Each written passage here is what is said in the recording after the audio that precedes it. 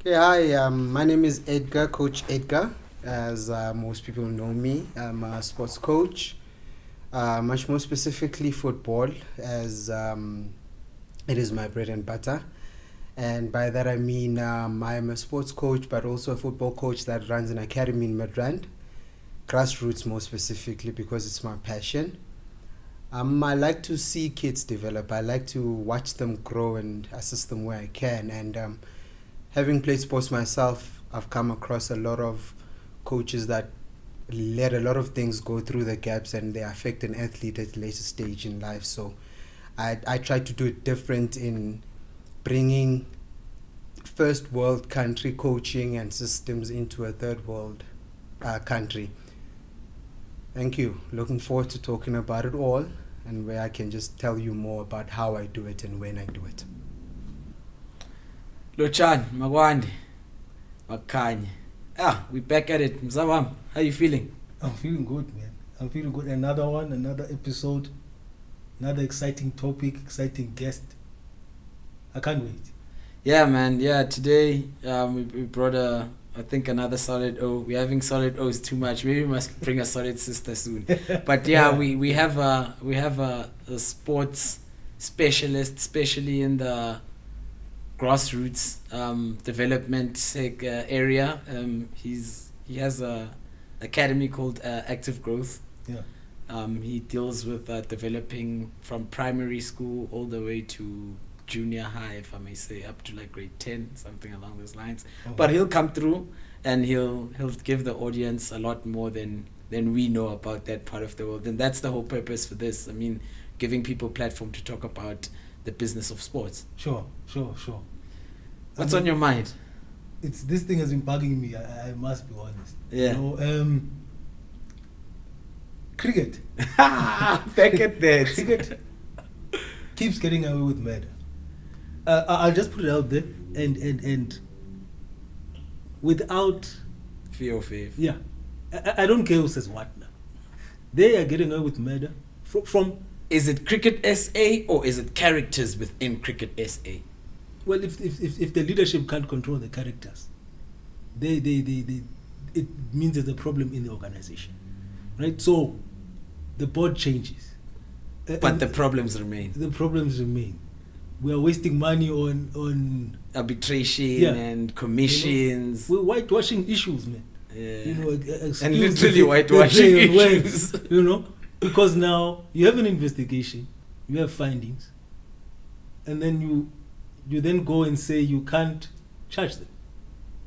And then you are going to charge them, but no, we'll do it when it's convenient for the people who are being charged. Did that commission, the SCJ commission, did it have prosecutorial powers?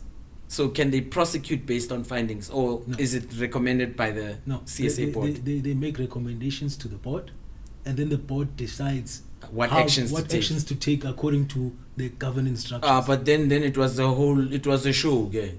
No, but even if it is, right, because it played out publicly, if you are going to find that I was allegedly hired without meeting the requirements and not doing due diligence, and just governance-wise, it's a mess. But then that's why I'm saying it was a facade, because it was simply for the court of public opinion.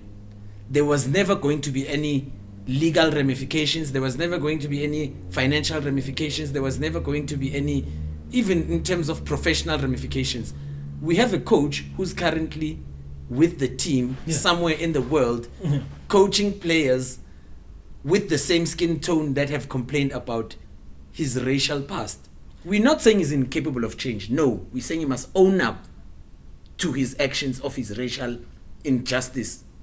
But even taking away from that, even if they say we don't want to deal with the race in this sense, let's say, for example, they say, you know what, let's put race aside. I'm just being hypothetical. Yeah. Let's deal with the governance issues, right? You want to be a football coach, but you're not qualified to be a football coach. And I get the job still. And then you get the job. That's the issue I'm dealing with here. You are not qualified to be in the job you are in.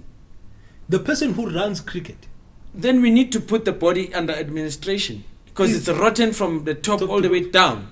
But now we are now also dealing with the business of things. Now you have to question many things. So the boardroom is not working. There's a leadership Vacuum. challenge there, Yeah. right? I just call it a vacuum And then- because there's no leaders. If there were leaders, there was going to be decisive action. But now what role are the sponsors playing in this? They are enabling it. You understand? So now, The sponsors have captured that body. And you know why I say that? yeah, Because there's a conflict of interest. Some of the people who are CEO of certain clubs or certain teams Yes. within the structure of CSA mm-hmm. are friends with the CEOs of the sponsors of Cricket South Africa. yeah, So when they are praying together there somewhere, Waterkloof, uh-huh. you think they are going to discuss ukuthi Aaron Pangiso wakhala ngokuthi ubani bani wamthuka wathini? Instead they will discuss ukuthi how do we put it under the carpet? How do we sweep it aside? But now, these are the issues that are playing out publicly. So now let's look at it from a business a sporting institution that's trying to attract investors and trying to grow the brand of cricket. Yeah. If you now, we've spoken about investors from other countries, right? Yeah. And we've made an example of when investors come and see an institution which is not well run, governance-wise, Yeah. they go to a better one, which is, right? But now the problem, it's not clubs, you understand? It's not Gauteng What one? Cricket Union versus, Yeah. the Eastern Dolphins. Cape. Yeah. You understand? Yeah. The investment would go into a national body. Yeah, and then it's distributed accordingly. Are you going to give your money to these people? I think we can take a leaf from how when SA Rugby was going through the most Yeah. and they were given ultimatums. Yeah. But the problem with the two bodies is SA Rugby had a spirit of accountability. Yeah. CSA doesn't. And it never has. Because if it had, we would have been able to sort out a lot of our challenges prior to this one that's rising now. But I think let's ask the viewers to also assist us because it's a personal. I can see you getting hot under the collar there. How can you know? But let's think about it this way. What would be the solution? I think that the most important thing. We can go around in circles, but the viewers, what would the solution be to this problem? Yeah, guys, let us know what you think the solution is. I don't know. I think we should still be under administration. See if it feels otherwise. But then you guys let us know, and then we'll read the best comments in our next slot. And now we introduce our next guest, Edgar Mloko, Coach Edgar Mloko. Edgar, welcome to the show. Thanks. Yeah, for man. having me. That's good. Tell us about yourself, what you do, why you do it, and how you can give back to the sports fraternity in SA or even help improve it. SA, yeah.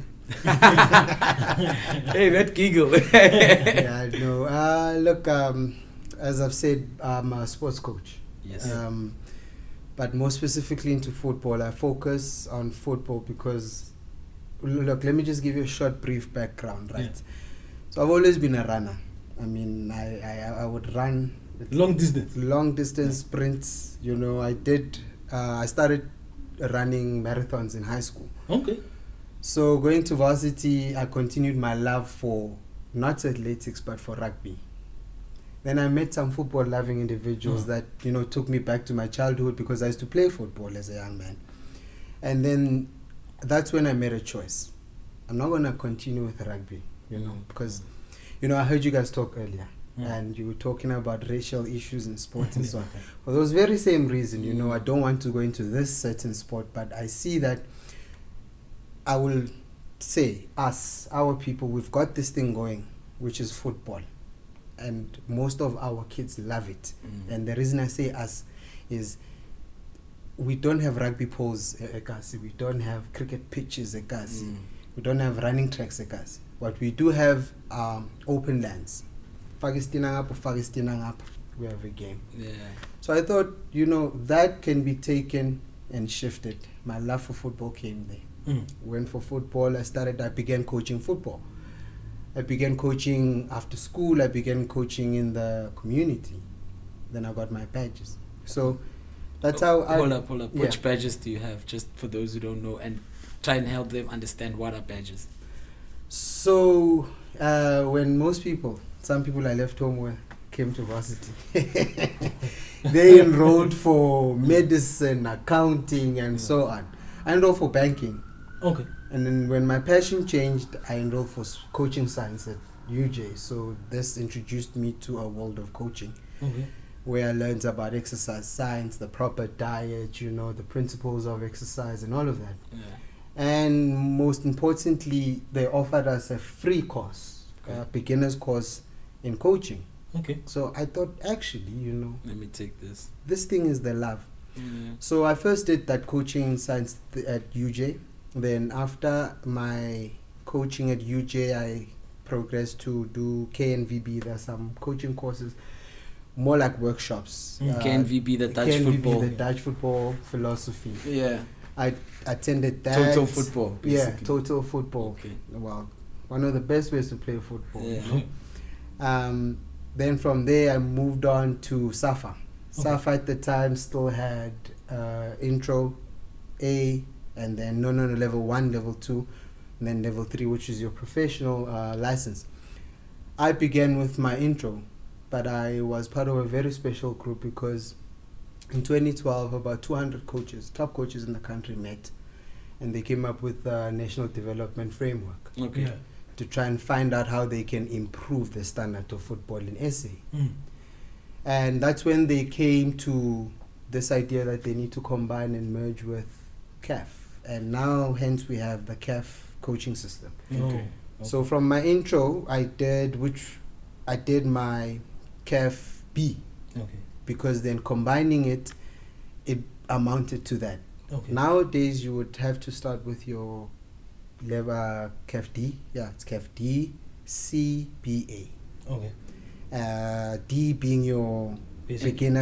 basic yeah. one. Basically, you are. And you then have A passion, being the most professional. being the most professional. Okay. So And I you did- currently hold? I currently hold my B. Okay. I currently So hold my you're just B. under professional. I am professional. No, I'm By saying practice. like under the elite one, yeah. Yeah, legally, I cannot sit on any technical bench Oh. outside of, I think, Asia. No. Okay. Within Asia, Africa, I can with my Okay. CAF B. But outside, I can't without a CAF A. So you can't do.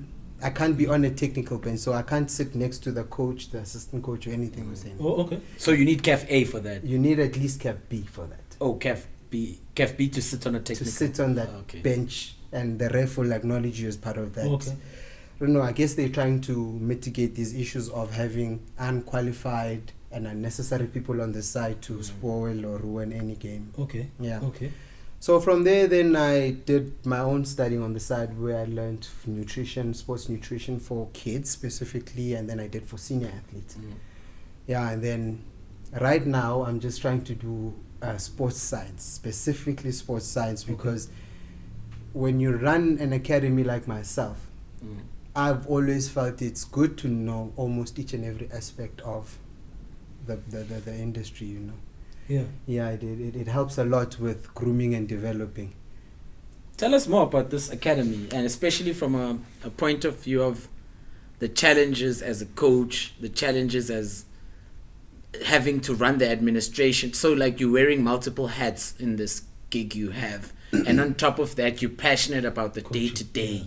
Yeah. So like, where's the balance?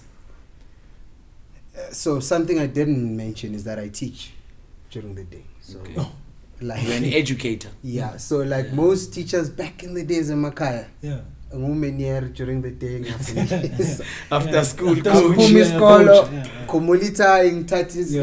iskwama sam, throw it in the car, and I put on my coach. training clothes and I. Yeah.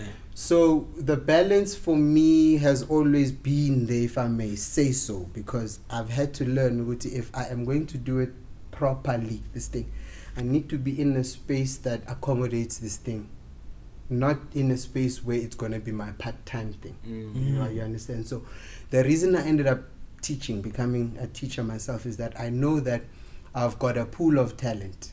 I've got kids that sometimes struggle with, I have to go home and change and then go to training. So now you have them all Now in the we are same here. space. Okay. So now the balance is easier for me and them, which makes my job easier to switch in between running the academy, being a sports coordinator or a head of football, to an academy leader there. Okay. So it makes it much easier. But then in terms of the academy, it's not so difficult to, put on the different hats if you are attracting the right type of people to assist you. Yeah. Because, sometimes you can be good at managing people, man management, but you may not be so good at conflict resolution. Yeah. So at least it helps when you are resolving conflicts, and then there is someone who can manage these people in future so that there are no conflicts. Yeah. Because I'm not so good in resolving the conflict, but I am going to try and manage you.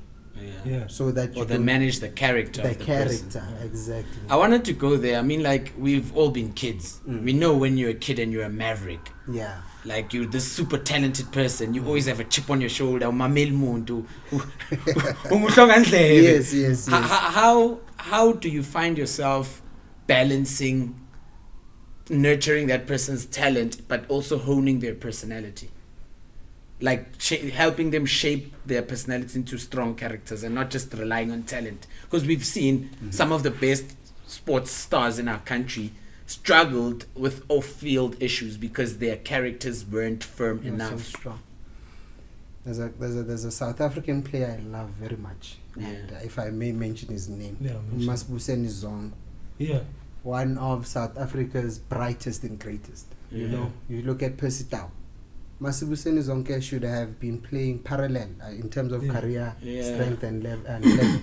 Should have been parallel to Percy Tau. Probably he should be in Turkey now, playing for Turkey's top teams, or he should be in Europe. You understand what I'm saying? So, Masibuseni Zongo, was defeated by the inner demons, discipline. Yeah. So what coupled that and what made it worse was that the person nurturing him, or was supposed to be nurturing him, did not pay attention to that demon. Okay. He paid attention to Just the talent. the talent. You are a miner, you found land, that land underneath the diamonds. You want to dig, take diamonds, go. You're not worried about the sustainability of the land. Yeah. Okay. Can it produce more diamonds for me in future? So players like that, it's hard working with them. It's very hard because, one, they're old. They already know what they want, what they don't want. Yeah. Right? Two, they have come across many coaches before you. There are many philosophies that are embedded in this player's head. Sure. So you find that sometimes when you are fighting with this person about their playing style, Yeah. but it's not their playing style. It is a style that they are actually trying to unlearn so they can try and learn yours. Yeah. Okay. So now for you, it can't happen like that because you've got 3 months to get this person ready. You've got 5 months to be ready for a cup. So you need this person to be in tune and fine tuned. So I always find that bringing a person closer and being personal deals with personal issues. Sure. Okay. You understand? So if I'm going to say, Masbusen, my man, I also drink, I also go out, I party. I can call Zoe now, she'll tell you we're jiving last night. Yeah. But I'm here, I'm sober, and I was here before you. Yeah. So I had to prioritize. So I would probably say let's Personalize try and it. personalize it so that you're not just talking to anybody, but you're talking to a somebody. So you make, because this is something we've also discussed, is that especially with coaches, there's a cultural disconnect. You understand? Especially with the new age players. 'Cause the philosophies of, I'm just going to make a random example. Uchomoson. Yeah. But ukocha a new youngster, maybe like a Lipasa. Yes. Lipasa Trevi PM na 19. Khele Sentina na 20. In like the lifestyle changes, the cultural changes, it's too far apart. So that's where Usive is coming with that whole, where are the cultural disconnects between old school coaching and new school coaching, especially with the new age talent? But if apart from that, the age distance. Mm-hmm. The advantage that someone like Ubrache would have is that he comes from a similar environment, so he can be more relatable to the guy. The guy might bother him, give him a few headaches here and there. Yeah. But that's just that bravado of being a superstar. Mm-hmm. But if you have a player who's got that type of psyche, dealing with some guy from, I don't know, France, England, or wherever the guy might come from, there's firstly the language disconnect, and there's also an authoritative disconnect. Because this guy's like, no man, I'm your boss. I'm your senior. Exactly. I'm gonna tell you what to do. If you don't do it, I'm sit on the bench, or I'm gonna transfer you. So when I say, I think what you are referring to, if I may, is this thing I always refer to as the lack of football culture within our players. Yeah. So, number one, let me be clear. I think, Guti, we could do better at breeding professionals in the sports world. Sure. And by professional attitude. Exactly. Yeah. The way they carry themselves. Ronaldo will tell you, I work harder than everyone. I come here before anyone else is here. I leave later than everyone else. You know those things. This is just the professionalism behind what they want to be, which is a professional footballer. Yeah. That is just a perk. But the professionalism that will get them there, they know is the hardest part ever. But now you are working at a grassroots level. Yes. So, which brings me to that point. That should be you guys. They should take molded. So take those guys and bring them to me as the Exactly, professional Sive. coach. Where's the disconnect? The disconnect is here when I see. Right now, what we are facing in South Africa, what I've noticed is this. I'll give you an example. At the school that I've started working at now as the head of football, I first met this lady before I went to work there. Before meeting this lady, there's a friend of mine. He's a football scout. So he scouts players for the Iranian league, for the Turkish league, and so on. So he sends me a message like, yo, Ed, I'm looking for a striker and a winger. Gives me the specs and everything. So I'm like, okay, cool. I'll sort it out for you. I'll give you some profiles. I go to two boys I trust that they can give me what I need. But because I've told these boys that this is the opportunity, the opportunity ran to their heads more than the hard work they before had to the put in possibility. there. Sure. Do you understand? So they did not want to start thinking about the possibilities first. They thought about the opportunity, and we all know, you put something in your mind, it's like you already arrived. So that's the lack, the disconnect with us grassroots coaches sometimes. We don't breed professionals. We don't teach kids the fundamentals of what is the football world. We want them to become footballers. They want to become popular and rich footballers. Do you understand? So the disconnect comes in. So umuntu ofana no Praje is not, we make fun of him, that man, but he's magnificent because he's not just a coach, he's a father, he's a mentor, he's everything. And that's exactly what you need to be at grassroots. We for example, Futhi Sif, I could give you examples the whole year. Before you carry on with that example, I wanted to rope you back before we jump into the professional area. So you work a lot at grassroots. You develop, you hone. What do you find is a challenge for grassroots academies or coaches, especially coming to Ipai in Yabazali? Are parents really still for their kids having extramural activities, and especially in the sports sector? And are they willing to meet Nabantu Bama Academy, Nabantu Bama coach halfway by asking questions around nutrition, opportunities? Is the talent there to further it? What do you find that's challenging around the buy-in from Abazali? So I'm blessed with my parents. I've got parents that care about their children's development, wholesome value, not just school. And buy-in Abazali could be great, could be, especially in our black communities. It could be, but it's not. And because it's not, that's why our children are not taking these things so much serious. That's why also the development tends to slack a bit. Because now, look, you bring your boy to me, you say, look, this boy is talented. He'd like to play soccer. I take him, I train him. Everything I do with him is things that could develop him. I give him work to do at home. But the moment he's at home, I don't engage. You don't even not engage. You don't even. You will maybe, for the sake of it. Hey, how was football today? Yeah. It was good. But when he starts kicking the ball around in the backyard, hey, I'm 17, so ball. Hey, don't break my windows. Such things.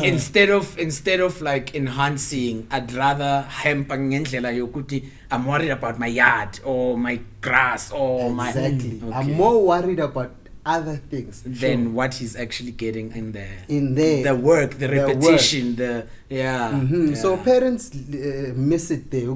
Actually, I'm paying money for it. Let's push. Yeah. So for example, my parents are so involved that match days, I don't need to ask and I always say to them, they don't need to, but no, they bring oranges, they bring sandwiches, they bring water.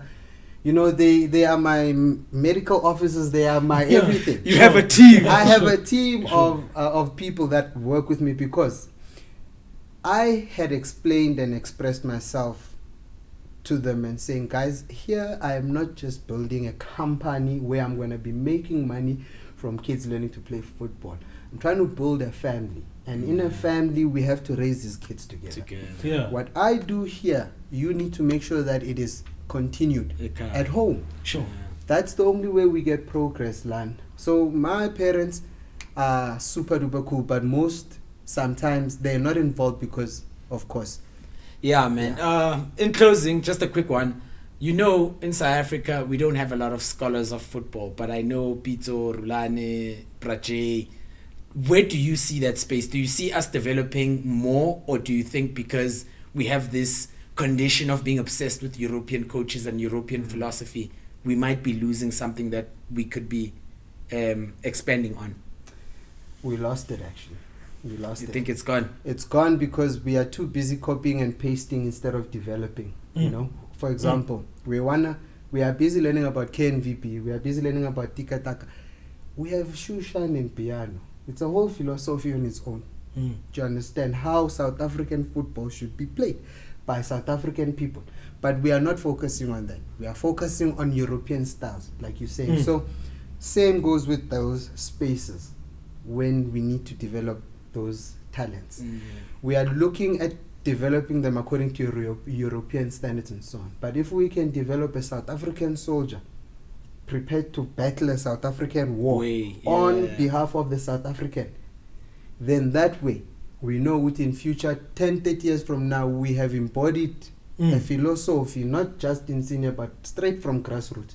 When this kid is playing under 17 engine, he knows exactly what he's going to do when he gets to under 21 or play for Bafana Bafana, because our coaching system would have been aligned. Our coaches would all be aligned. Similar foot philosophy, Philosophies just different so iterations, it's the same with school. You start learning vowels and phonics from grade 1. You start learning about your body from grade 1. The only thing that changes is the context to what you are learning that thing, the relation to what you're learning into. So we just need to get our philosophies in line. We just need to make sure the national development framework is there and being used by coaches. It's like our Bible. It has to be our Bible, because we tend to tune away from it because Usive played football. So Usive now wants to tell the kids what to do, give the kids the ball and say play. And then they come watch Coach Edgar scream, shout, run around, kids like, hey, I won't be doing these things. All right. You know what I'm saying? So we just need to understand what we're doing, how we need to do it, and when to do it. Stage is important. But no, just on that point, you've mentioned about 3 generations of football scholars. Yeah. So there was Prache, there was Pizzo, now Rulan. And then Pizzo handed it down to Rulan. Yeah. Right, and then you have your Thabo Senongs and those younger coaches. Right? Yes. How the same way you can get a Thabo Senong or Rulan, where do the other ones get lost? The other coaches the other coaches, because why are these young people getting into the systems, being technical directors, being coaches of big teams, and then you get another guy. Where does that other guy get lost? Look, I believe those are football politics, of Okay. which maybe I can't comment deeper into. But Sure. I could have given up doing what I was doing a year and a half ago when COVID hit, because it's literally my bread and butter. So when it hit, I could have said, "Psh, that's it," because Vela Bazali now when I can't coach, we're not playing. Why should we pay? Yeah. So because I do what I do for the love and the passion, and because there is a bigger picture. Yeah. There's a bigger picture here. I'm never going to stop. There will be stumbling blocks. There will be lack of resources. There will be people that don't want to support you. Sure. Schools and facilities will kick you out. Mm. You know, they will charge you high amounts of money that you probably don't have. But it doesn't mean you can't It's play, the end of the road. Mm. or you can't coach, or you can't progress. Sure.